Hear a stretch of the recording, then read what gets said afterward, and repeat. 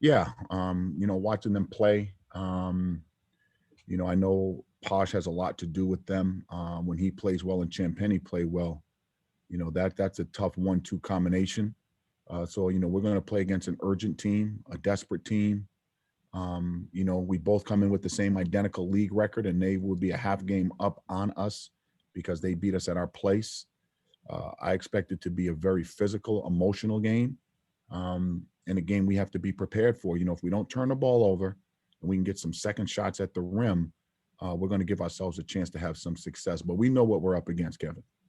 Defensively, it seemed as if when they pop the ball, when they move the ball well, it makes them really tough to defend. What can you guys do to slow that down? Their ball movement really hurts teams.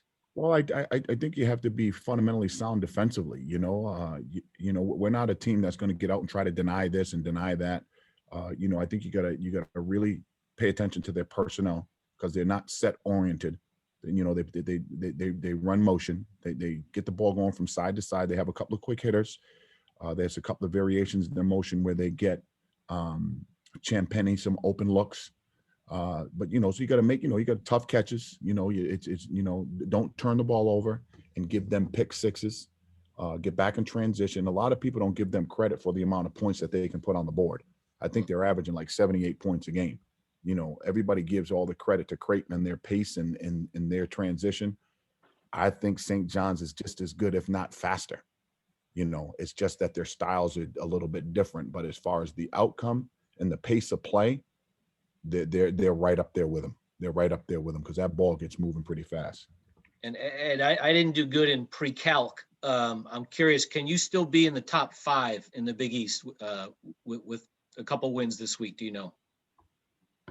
Ooh.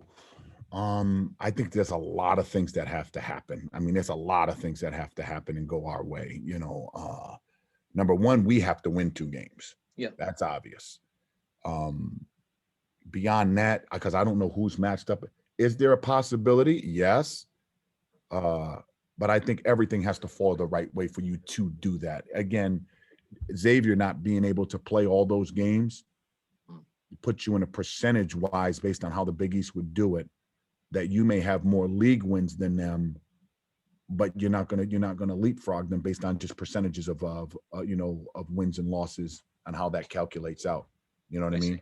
Yeah. So I think, is it an outside shot? Absolutely. Yet I don't know. I don't know, because you can look at Seton Hall has 10 wins, and their 2 games this week. They play.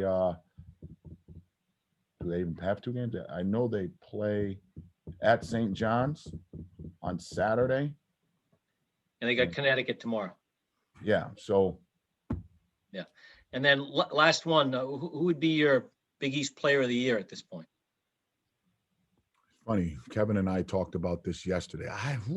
It is hard. It's no clear cut because there's some. I mean, Champagny could be up there.